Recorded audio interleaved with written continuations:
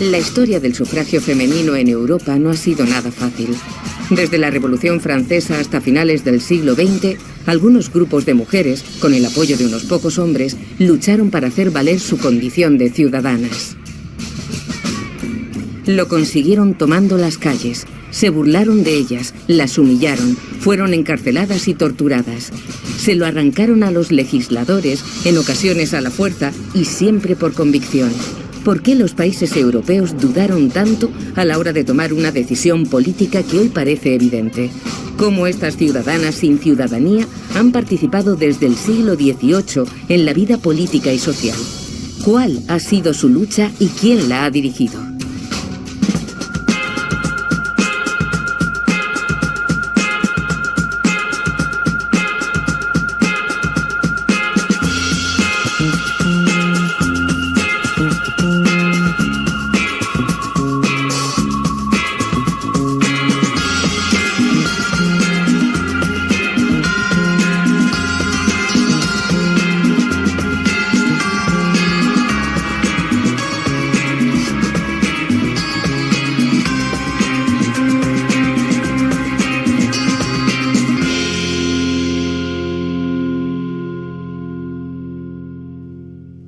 La historia de estas luchadoras se remonta casi a la historia de la mujer. En realidad comienza en la Edad Media con las santas, las heroínas que tomaron las armas. La más famosa, recuperada por la novela nacional, es Juana de Arco. Pero hubo cientos de ellas, y siempre ha habido activistas, sobre todo a partir de finales del siglo XVII y principios del XVIII. Las aristócratas y las mujeres de la alta burguesía organizaban salones literarios y científicos para ofrecer a las mujeres la oportunidad de debatir con los hombres en igualdad de condiciones. En la segunda mitad del siglo XVIII estaba de moda el individualismo. Los escritos de Rousseau, que ponía al hombre en primer plano en la sociedad, eran de rabiosa actualidad. Hablamos de un movimiento humanista que luchaba por un derecho fundamental, que pronto formaría parte de los derechos humanos. Y luego está la Revolución Francesa con las primeras militantes, en el sentido literal del término. Concretamente, mujeres de la baja burguesía y del pueblo, conocidas como mujeres del mercado o pescaderas, porque trabajaban en el mercado del centro de París y muchas de ellas vendían pescado. También las llamaban las arengadoras, porque pronunciaban discursos ante la multitud. Y sobre todo, las primeras peticionarias, que fueron a Versalles durante el siglo XVIII a defender la causa del pueblo. Así que más que feminista, era un movimiento femenino que luchaba para conseguir pan para sus hijos.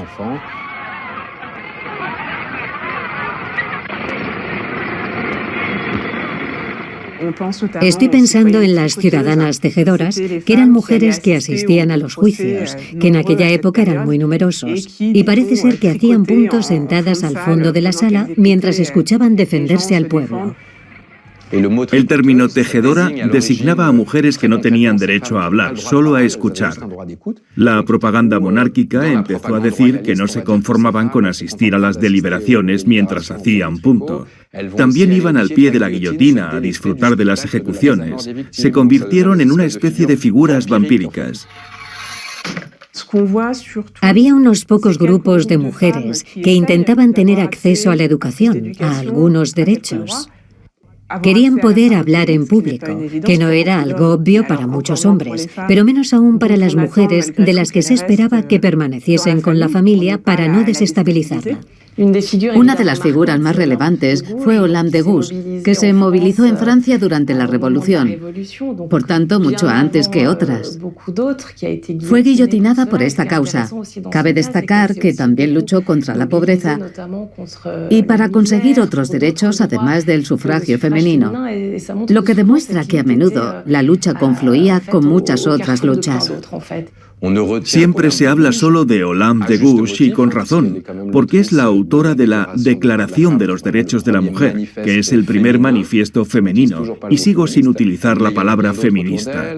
Pero hay muchas otras, Manon Roland, Théophile de Méricourt, que era más una mujer de acción, Claire Lacombe, Pauline Léon, que promovieron ante la Asamblea Nacional una importante petición sobre el derecho de las mujeres a garantizar su propia defensa y a armarse para poder hacer frente a la violencia ejercida tanto por la reacción monárquica como por unos pocos republicanos misóginos. Fue un momento de ruptura muy importante en la historia del movimiento revolucionario francés, porque consideraron que las mujeres habían ido demasiado lejos. Las mujeres no ganaron mucho con la Revolución Francesa de 1789. Lo que sucedió después de este movimiento, de estas emociones de 1789 y de los años que siguieron, es que intentaron tranquilizarse, potenciando la unidad familiar. Se produjo una especie de gran reclusión de las mujeres que anticipaba la revolución conservadora de Napoleón Bonaparte. En 1804 incluso se creó un marco jurídico para este encierro, y a partir de entonces quedaron confinadas en la esfera doméstica. Les apretaron las tuercas, dejándoles menos libertad. Y de hecho, en el año 1804 se plasmó en un texto, el Código Civil de Napoleón.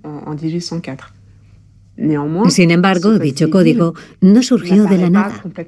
Es la expresión de las tradiciones, de los usos y costumbres de la época. Cuando se otorgó el derecho al voto a todos los hombres, algunas mujeres pensaron, genial, ¿y por qué nosotros no? La revolución de 1830 abrió conciencias. Las mujeres empezaron a organizarse para defender sus derechos. Las sufragistas, mujeres que a partir de 1830 en Francia, Inglaterra y otros países europeos con tácticas militantes diferentes, incluso opuestas, hicieron campaña por dos derechos fundamentales: el derecho a participar en las elecciones, el derecho al voto, al sufragio, y también a ser elegidas democráticamente, es decir, a presentarse para funciones electivas.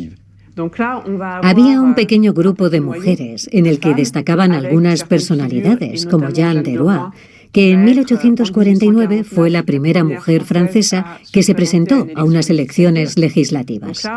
Como decía, había un grupo pequeño de mujeres activistas que hacían peticiones, iban a ver al alcalde de París para exigir el derecho al voto y escribían en los periódicos, eran muy activas. A partir de 1848, el tema se puso sobre la mesa. La reivindicación apareció en la prensa. Se hicieron eco escritores y escritoras. George Sand es un caso especial. Es la figura femenina del siglo XIX. George Sand llevaba pantalones, fumaba puros, reivindicaba el amor homosexual, lésbico. Es decir, que había una provocación en el plano moral. Sin embargo, estaba en contra del derecho al voto femenino. Decía que las mujeres no tenían la educación necesaria, no les interesaba el derecho al voto, y de todas formas la prioridad eran los derechos civiles, y no sería de extrañar que pensara lo mismo de los hombres. Consideraba que no era una lucha prioritaria, se trataba incluso de una lucha prematura, basándose en que la mujer del siglo XIX estaba bajo influencia. En el mejor de los casos, su voto duplicaría el de su marido, y en el peor, es decir, en el caso de sufrir la otra influencia importante que era la de la Iglesia, se opondría a la instauración de una república laica que pudiera distanciarse de cualquier poder de la Iglesia.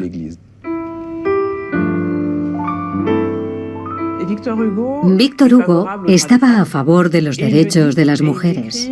Lo decía y lo escribía. De hecho, en 1872, le invitaron a un banquete republicano en el que pronunció un discurso a favor del sufragio femenino. Y resulta muy interesante que ese discurso fuera impreso y probablemente lo leyera una joven huérfana que vivía en el departamento de Allier, llamada Hubertine Auclair, que en el año 1873 cogió sus cosas y se marchó a París con la ambición de unirse a estos grupos y militar por los derechos de las mujeres. Hubertine Auclair fue la primera activista que se declaró feminista. En 1877 se unió a la Liga Francesa por el Derecho de las Mujeres con Víctor Hugo como presidente de honor. Diría, Una república que mantiene a la mujer en condiciones de inferioridad no podrá hacer a los hombres iguales.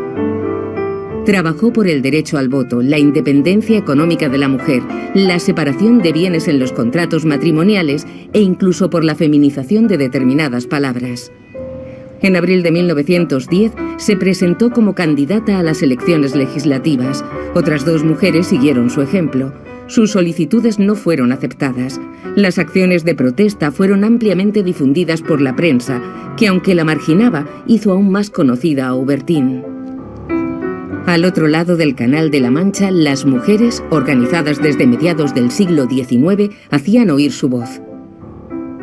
El movimiento de las mujeres por el derecho al voto femenino empezó a cobrar impulso a partir de 1865, cuando John Stuart Mill hizo campaña para ser elegido al Parlamento e incluyó el voto femenino en su discurso electoral. Algunas de las primeras feministas le pidieron que llevara una petición al Parlamento en favor de la mujer. John Stuart Mill era un conocido filósofo de la época y tomó cartas en el asunto. Tras ser elegido miembro del Parlamento inglés, aprovechó una ley de reforma electoral para intentar integrar el voto femenino. Así, en 1865 se atrevió a presentar el texto. Lo presentó. Por supuesto, después fue rechazado. Pero fue muy importante, porque a partir de entonces surgieron pequeños grupos de mujeres por toda Gran Bretaña para luchar por el sufragio femenino. En 1897 se unieron para formar la Unión Nacional de Sociedades por el Sufragio Femenino.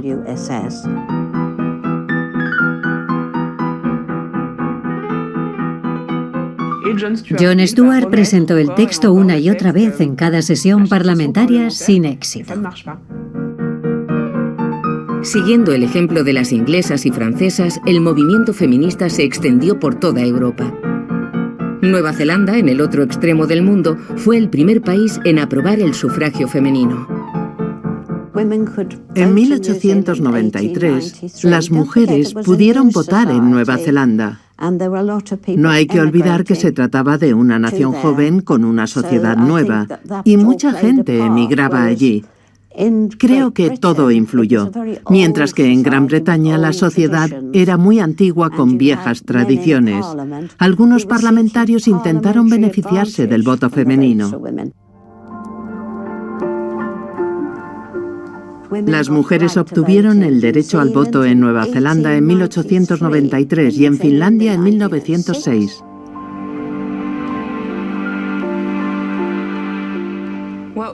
Lo que la gente sabe sobre Finlandia es que es el país de los 1000 lagos, un país hermoso con muchos lagos, bosques, gente maravillosa e inviernos largos. Pero la mayoría ignora que fuimos el primer país del mundo en conceder a las mujeres el derecho al voto y a presentarse a las elecciones. Fue posible gracias a mujeres de regiones rurales y de ciudades que dijeron: tenemos una oportunidad de hacer historia, estamos saliendo poco a poco del Imperio ruso, hagamos que cuente para todos. El momento crítico de la historia en el que Finlandia inició su ruptura y liberación del Imperio ruso creó un sentido de unidad entre hombres y mujeres, porque la mujer ya había tenido mucho que decir en el ámbito comunitario, organizando y ejerciendo varias funciones. Las mujeres no solo trabajaban en las zonas rurales o en empleos específicos para mujeres, tenían cierta igualdad entre las tareas que desempeñaban en la sociedad. Una de las hipótesis que explicaría la precocidad del sufragio femenino en Nueva Zelanda, Australia y Finlandia es quizás que se trata de mundos impregnados de una cultura de negocios. Estamos hablando de hombres que fueron pioneros, descubridores, metidos en todo tipo de negocios, y puede que considerasen que el verdadero escenario del poder no era el de la representación política, sino precisamente el de los negocios. Lo vemos en el norte de Europa, donde había muchas mujeres elegidas para puestos importantes. Ellos pensaban: las mujeres gestionan los asuntos cotidianos y nosotros nos dedicamos a asuntos serios como el comercio, los negocios. En Finlandia, los hombres y las mujeres comprendieron que serían más fuertes si unían fuerzas.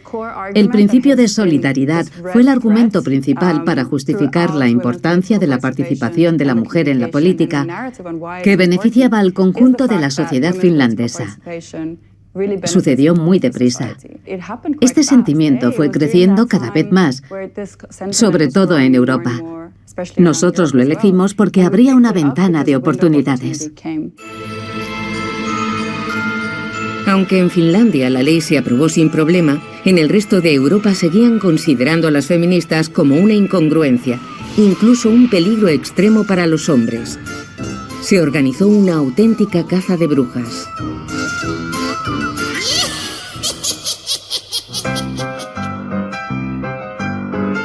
La película Las consecuencias del feminismo, dirigida en 1906 por la primera directora, Alice Guy, entre panfleto antifeminista y ataque contra el machismo, presenta un mundo al revés, una especie de sustitución masiva de hombres por mujeres y viceversa. Una mujer que busca hacer valer sus derechos en el discurso masculinista y misógino, por fuerza es una mujer que va a cuestionar la personalidad y la integridad del individuo masculino. No busca simplemente conquistar un derecho. Lo que quiere es robárselo al resto de la sociedad. De ahí esta imagen, muy fuerte visualmente, de una inversión de la situación y de hombres que se convierten en esclavos de mujeres liberadas o emancipadas.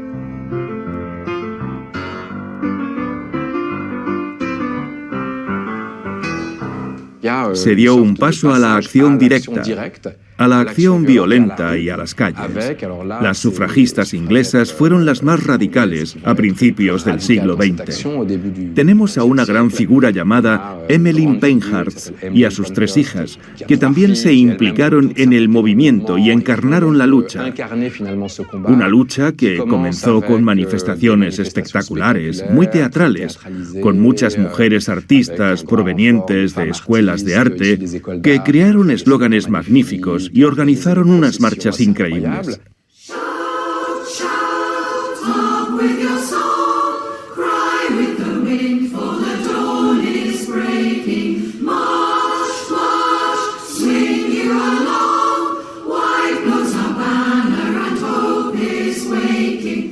Creo que las mujeres radicales que pedían el voto solían tener maridos que las apoyaban, pero eran muy pocas. Es importante recordar que por eso la Unión Social y Política de las Mujeres se creó por Emmeline Pankhurst, su hija mayor Christabel y algunas médicas socialistas en la casa de Emmeline en Manchester en el año 1903. Emmeline y Christabel estaban cansadas de que las mujeres lucharan por obtener el derecho al voto en el Parlamento por lo menos desde 1865, a cambio solo de bellas palabras. Querían hechos. Por eso crearon este eslogan, hechos, no palabras. Como de forma pacífica no consiguieron nada, las sufragistas comenzaron la guerra. Armadas con latas de gasolina y cartuchos de dinamita, provocaron incendios y volaron puentes y edificios públicos. Las revolucionarias llegaron al suicidio político, como Emily Davidson, que en 1913 no dudó en abalanzarse sobre un caballo de las caballerizas del rey Jorge V durante el Derby de Londres. Su funeral, casi de estado, conmovió a toda Inglaterra. Con frecuencia, las sufragistas inglesas fueron detenidas y agredidas por la policía. Algunas aprendieron artes marciales para poder vencer a los policías demasiado diligentes.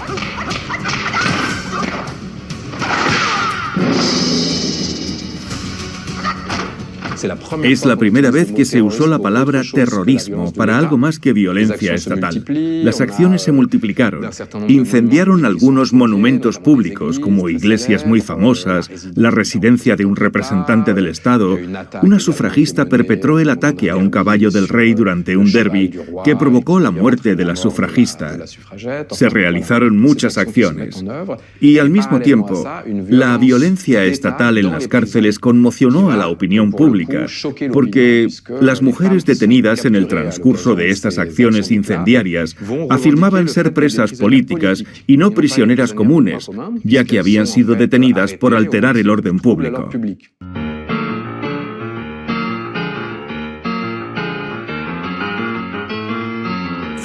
A partir de marzo de 1912, se produjo una campaña masiva de destrucción de cristales de ventanas en el East End de Londres.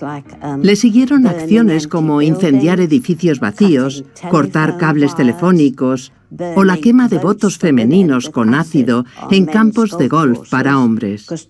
No debemos olvidar que a las mujeres no se les permitía entrar a los clubes de golf. También quemaron buzones.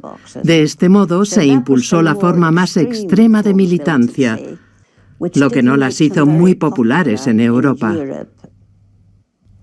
Iniciaron una importante huelga de hambre que, al cabo de unas semanas, desembocó en la alimentación a la fuerza. Es decir, un médico utilizó su autoridad para practicar mediante un embudo la introducción de miga de pan mezclada con leche en la garganta de las mujeres. Hoy lo llamamos violación, porque es introducir de forma violenta un cuerpo extraño en el cuerpo de una mujer sin su consentimiento. Era un proceso terrible. Había dos métodos principales para realizar la alimentación a la fuerza. Uno de ellos utilizaba un tubo de entre 1 metro y 1,20 metros de longitud que introducían por las fosas nasales hasta el estómago. El método más doloroso consistía en introducirlo por la garganta y para mantener la boca abierta utilizaban unas mordazas de acero que provocaban cortes en las mejillas. Y como vemos en un periódico del movimiento sufragista de principios de 1914, a algunas mujeres las drogaban para que resultara más fácil introducir y empujar los tubos hacia abajo. Eso hizo cambiar a la mayoría silenciosa que no tenía ninguna opinión ni a favor ni en contra de los movimientos femeninos. Pensaron que no era posible que en Inglaterra a principios del siglo XX se practicara la violencia institucional contra las mujeres. Las militantes estadounidenses, organizadas desde 1840, se manifestaron masivamente frente a la Casa Blanca en 1913 y 1917, al igual que sus compañeras inglesas, fueron detenidas. Algunas iniciaron una huelga de hambre y también fueron encarceladas y alimentadas a la fuerza. El extremismo anglosajón no era del agrado de las francesas, que para defender su causa eligieron a mujeres de la burguesía, conscientes de las pésimas condiciones de sus hermanas menos privilegiadas. ¿Cómo llegaron estas mujeres a la lucha por el voto femenino? Sencillamente porque en sus obras de caridad acompañaban a mujeres que estaban pasando dificultades, a veces a causa del alcohol, del juego o de una enfermedad. Y tuvieron un impacto real. ¿Por qué? Porque consiguieron que se aceptara el tema. De pronto se vio que era algo razonable. Se podía pensar en ello. Porque unas mujeres a las que no se podía acusar de ser de extrema izquierda o de querer acabar con la sociedad, se responsabilizaban del asunto. Así que el público, en general, empezó a pensar que incluso hasta podía ser deseable. En 1790, Condorcet, junto con Olympe de Gouges, se había pronunciado a favor del sufragio femenino. Las sufragistas se manifestaron en su honor por las calles de París el 5 de julio de 1914 a instancias de Séverine, periodista libertaria, feminista y pacifista. Pero un mes después, la guerra acabó con sus esperanzas. Se produjo un pacto sagrado entre mujeres y hombres para ir a la guerra. Las mujeres depusieron simbólicamente las armas, o por lo menos trasladaron la violencia civil al territorio armado. Participaron en el esfuerzo bélico, siendo las célebres municionistas, es decir, mujeres que trabajaban en las fábricas de armas, sustituyendo a los hombres para que pudiesen entrar en combate. Estamos en 1916. Se han producido grandes masacres y buena parte de la juventud francesa ha muerto. Maurice Barrès, líder de la derecha nacionalista, propone lo que denominan el voto de los muertos.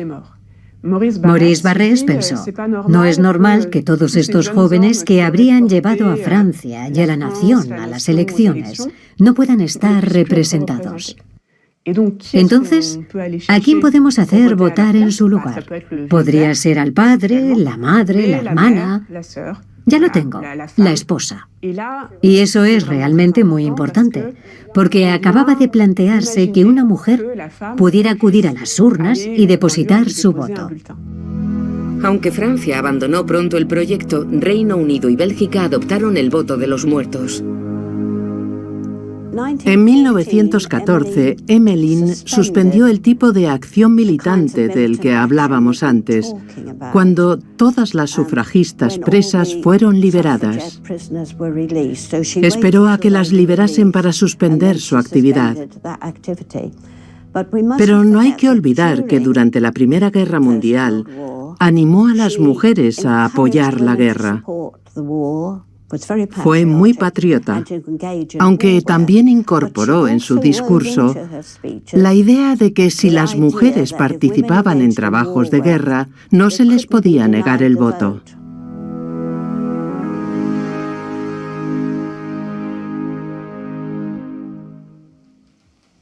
En 1918, las crónicas cuentan que el rey, para agradecer a las mujeres su compromiso en la guerra, les concedió el voto por los servicios prestados a la nación. Obviamente se trató de un engaño político interesante, porque durante ese tiempo olvidaron los 10 o 15 años de lucha armada en la sociedad civil de las sufragistas y fingieron no haber cedido en la calle. Aunque al comienzo de la guerra, la opinión mayoritaria se hubiese vuelto favorable a estas mujeres. Creo que es importante subrayar que en 1918 se permitió votar a determinadas categorías de mujeres de más de 30 años. Eran cabezas de familia, esposas de cabezas de familia, propietarias de un bien inmueble con un valor de al menos 5 libras anuales, y licenciadas universitarias. El resto tuvieron que esperar otros 10 años más, hasta 1928, para conseguir el voto en igualdad de condiciones con los hombres. Grandes países como Rusia, Alemania y muchos otros de Centroeuropa concedieron a las mujeres el derecho al voto. Esto se explica por el hecho de que todos estos países cambiaron de régimen en ese momento. Alemania no existía antes de 1918.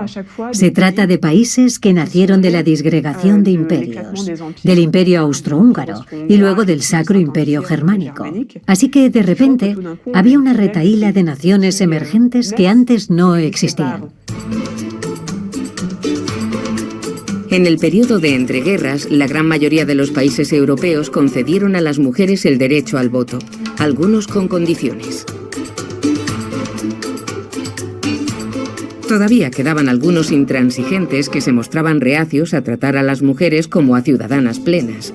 En el corazón de Europa, las militantes seguían con la lucha. Obviamente, muchas mujeres suizas se movilizaron desde el siglo XIX y reivindicaron con métodos y argumentos diferentes. Puedo citar una que creo que representa muy bien el espíritu suizo. Se trata de Antoinette Canch, una mujer del cantón de Vaud, que decía que había que modificar la ley a favor de las mujeres para poderla respetar, a diferencia de las sufragistas inglesas que defendían una forma de desobediencia civil y decían que si las leyes son injustas hay que eludirlas. Antoinette se hizo abogada y defendió a mujeres, a menudo de forma gratuita. Se comprometió con el sufragio femenino con el argumento de que, según la Constitución suiza de 1848, todos los suizos son iguales y, por tanto, tienen los mismos derechos. Las mujeres son suizas, así que deberían tener los mismos derechos que los hombres y derecho al voto. Mientras tanto, en Francia, hubo una serie de ocasiones perdidas. Se presentaron varios textos, pero cada vez el Senado acababa rechazando los intentos de reforma.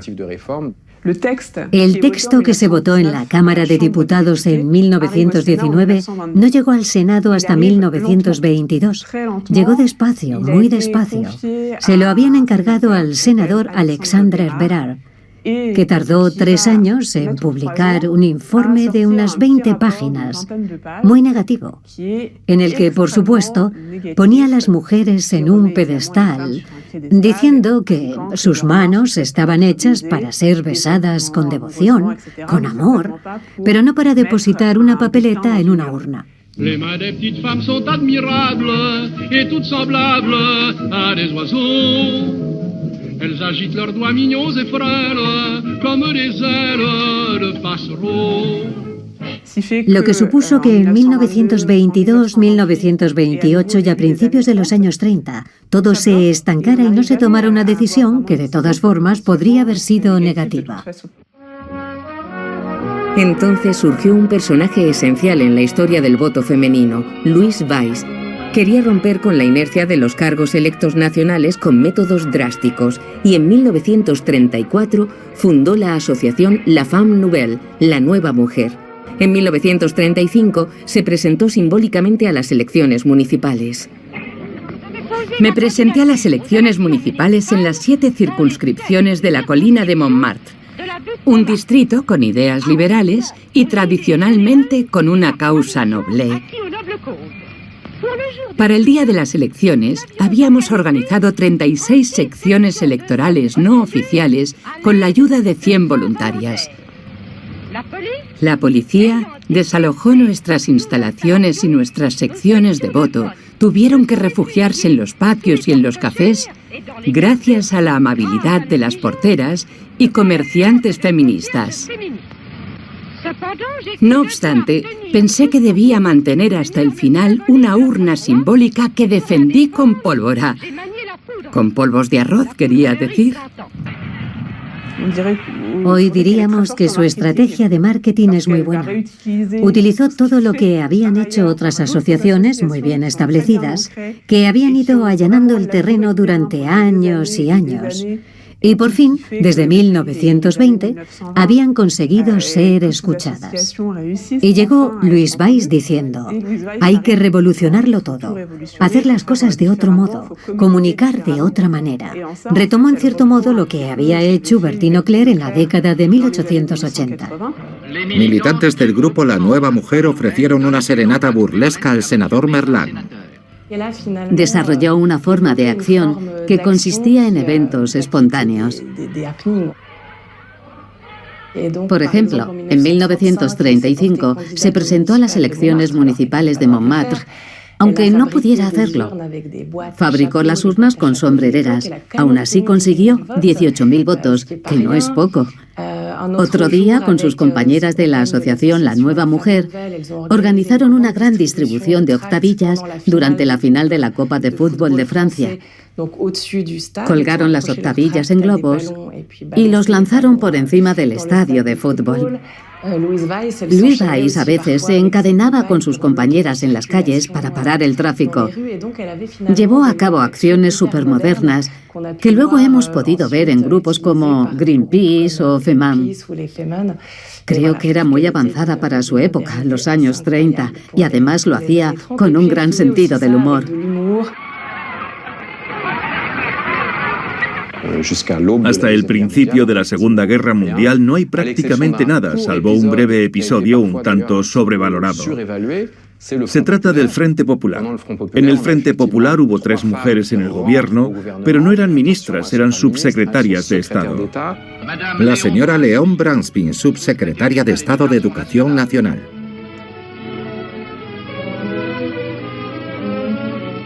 Suzanne Lacour, subsecretaria de Estado para la Protección de la Infancia.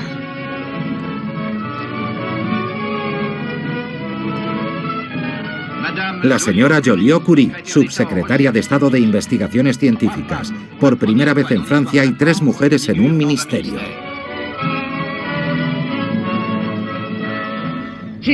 Yo fui la primera a la que llamó Léon Blum.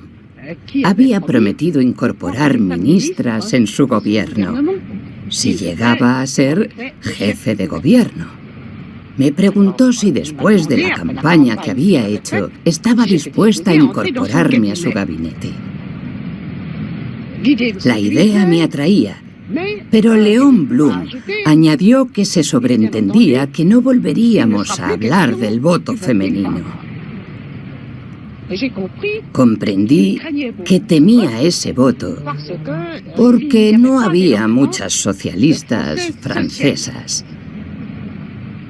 En principio, él estaba a favor del voto, pero en realidad le veía grandes inconvenientes.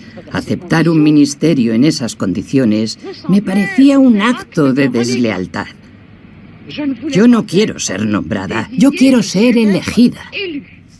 Léon Blum iba a enfrentarse a su propio bando. Las mujeres en el poder fue el principio de la decadencia, el declive de la civilización. Muchos textos lo dicen. En el seno del grupo mayoritario, los comunistas, los socialistas radicales, existía una gran hostilidad hacia el voto femenino.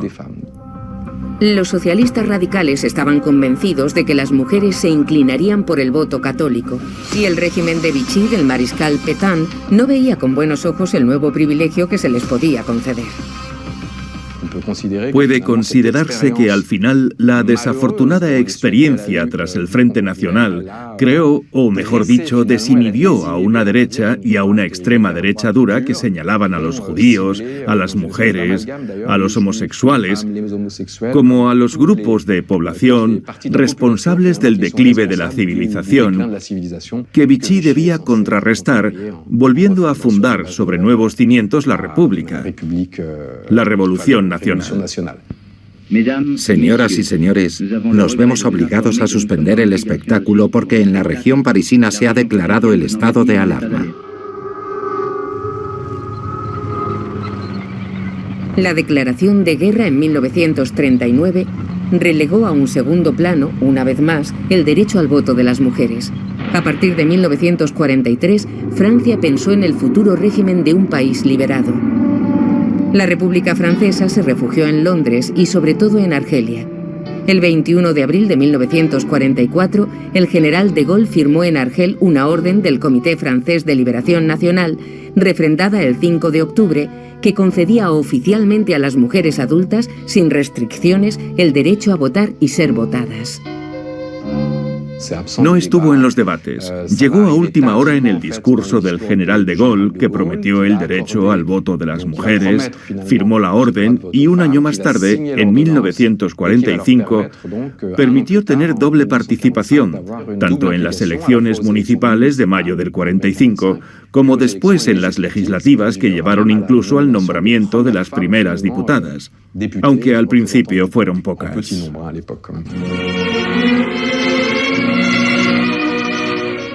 Por primera vez en 9 años el pueblo francés ha hecho oír su voz. Por primera vez en la historia el coro de 20 millones de voces incluía voces masculinas y femeninas. Han hecho cola y han introducido 2 papeletas en sendas urnas. Los franceses y las francesas han dicho lo que pensaban. Era esencial que las mujeres votasen. Era una necesidad absoluta, un derecho. Había muchos hombres que eran prisioneros de guerra y muchos otros estaban heridos. Así que había puestos libres y las mujeres se ofrecieron voluntariamente. En la Segunda Guerra Mundial, ellas estuvieron en el centro de la acción porque la guerra se libró, al menos en el caso de Francia, sobre todo en el seno de la sociedad civil. Fueron víctimas en pie de igualdad, porque como los hombres, fueron víctimas de redadas, de bombardeos. Así que hubo una especie de igualdad ante la muerte que no había existido en ninguna otra guerra.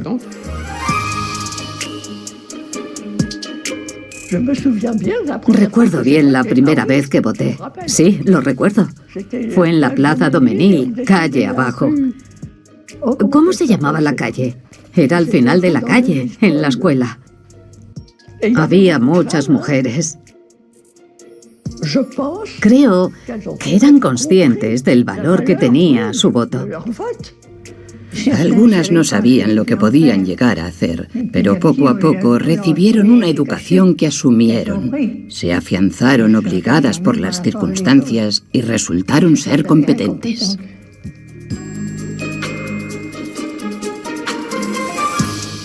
Una vez que conseguí el derecho a votar, lo utilicé.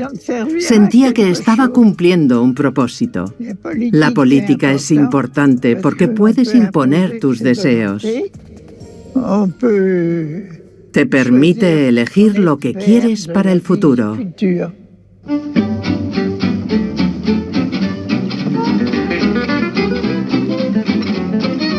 Puede resultar extraño que la patria de los derechos humanos se encuentre a la cola del pelotón. ¿Habría conseguido el viril Gallo Galo suplantar a las representaciones femeninas luchadoras de la República, la libertad o la justicia? Se necesitan figuras para encarnar, por ejemplo, una mujer alegorizada, muy erotizada también. El papel de los senos es central, y así lo vemos en los bustos de Marianne.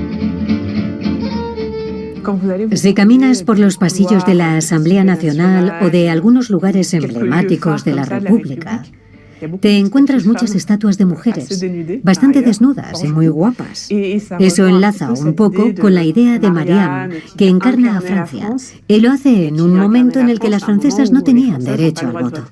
La República o la Nación son siempre figuras muy generosas y de hecho consiguen unir a todos, porque podemos ver una maternidad feliz y plena o una figura estilizada de combate, ya que estas figuras generalmente también llevan armas. A la versión más revolucionaria se le pone un gorro frigio, pero realmente todas siguen la misma línea. Francia es un país que nunca ha denigrado a la mujer e incluso les ha dado un lugar real en la vida intelectual.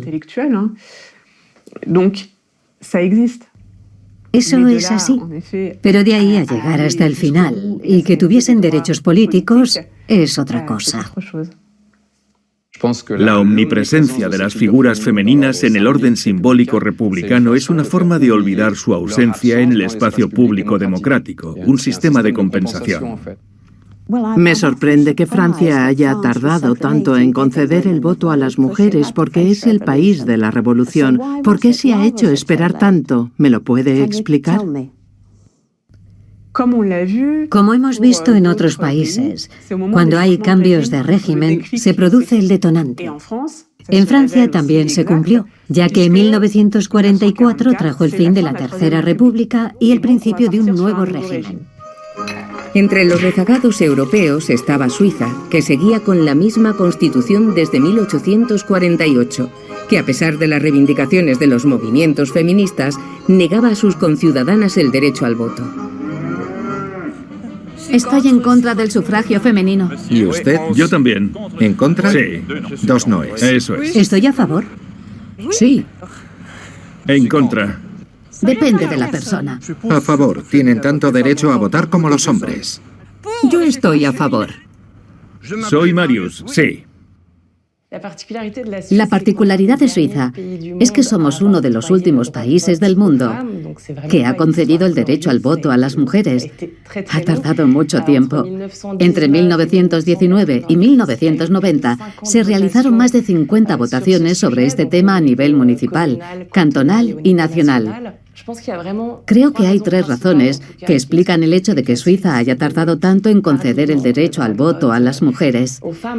En primer lugar, nuestro sistema político, una democracia semidirecta, conlleva que se consulte a menudo al pueblo sobre una gran cantidad de temas. Suiza es el único país del mundo en el que se preguntó al electorado, o sea, a los hombres, si querían o no compartir el poder con las mujeres. Que levanten la mano los que no aceptan la adopción del sufragio femenino. Se rechaza el sufragio femenino. Y dijeron que no. Bastantes veces. Antes de llegar a la última votación sobre el tema. Otra razón es que Suiza es un país relativamente conservador. muy influenciado por el modelo germánico, en el que durante mucho tiempo se consideró que el lugar de la mujer estaba en la cocina con los niños más que en la oficina o en un mitin político. La última razón es que hay varios países que concedieron el derecho al voto a las mujeres después de una guerra mundial. Estoy pensando en Francia, donde lo consiguieron en 1944 como recompensa por su participación en la resistencia o en el mundo laboral. Suiza no participó en ninguna de las dos guerras mundiales y eso no cuenta para nosotros. Suiza es interesante.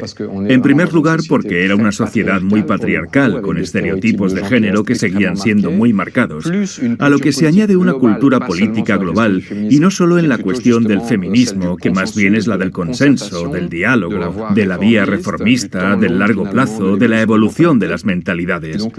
La postura de las suizas fue alejarse de forma más drástica que las francesas de cualquier acción violenta, porque se consideraba políticamente contraproducente.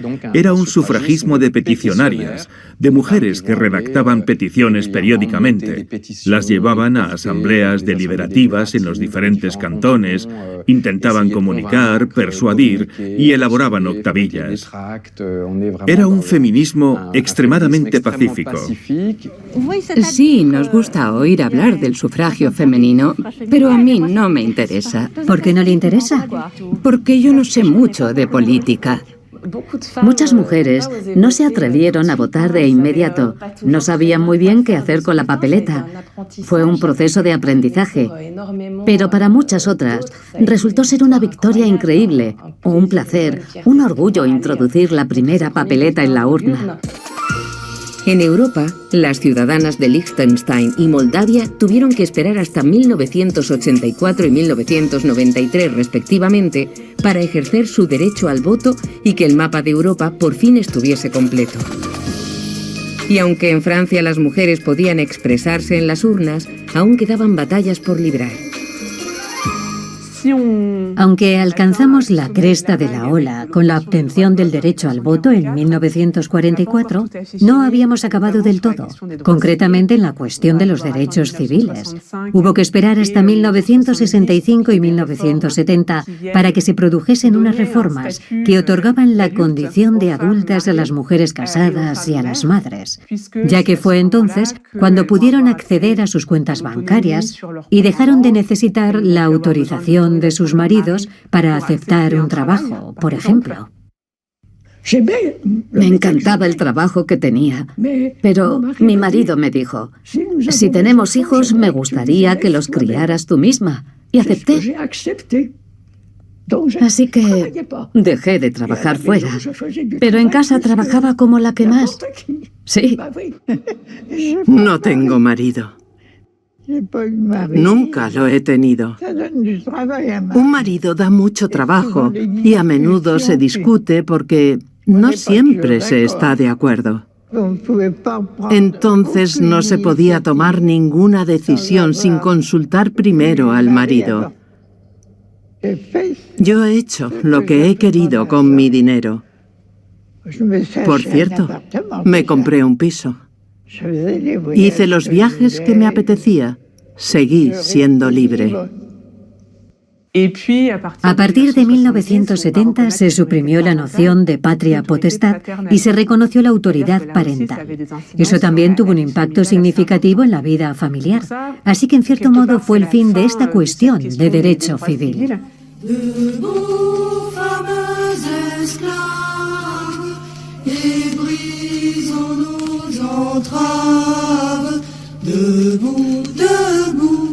Después de las sufragistas de principios de siglo y su lucha por el derecho de expresión y la de las mujeres de los años 70 por la igualdad de género, un tercer acto feminista se hacía oír.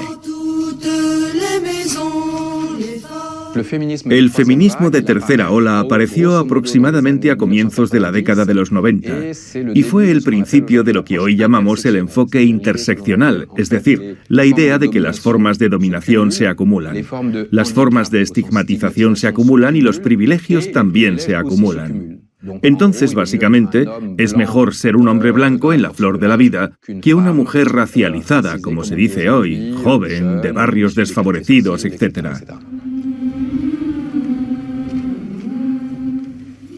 Poco a poco las mujeres han ido ocupando su lugar, un lugar que en principio ya tenían, y se han afianzado como responsables de la sociedad. Antes era algo secundario para ellas, pero se ha convertido en un papel principal. ¿Y ahora? ¿Qué opina usted? ¿No le parece que el destino de las mujeres es un poco el mismo? No sé si es un éxito. Todavía hay que cambiar algunas cosas para las mujeres.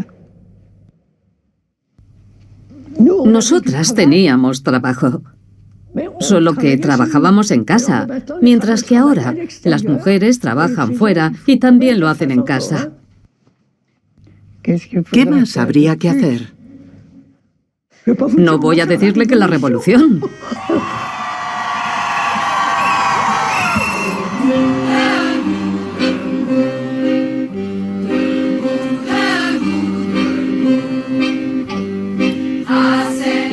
En cuanto a la pregunta de si nos dirigimos hacia la cuarta ola, creo que actualmente hay dos movimientos importantes.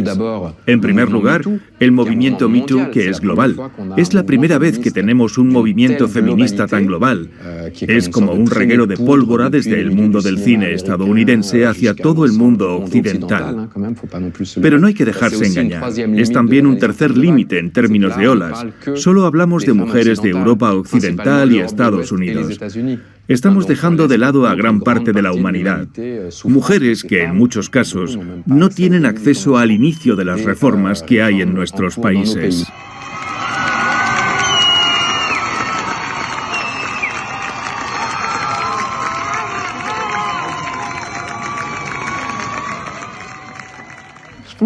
Yo creo que la lucha que hay que librar hoy no es exclusivamente feminista, sino humanista.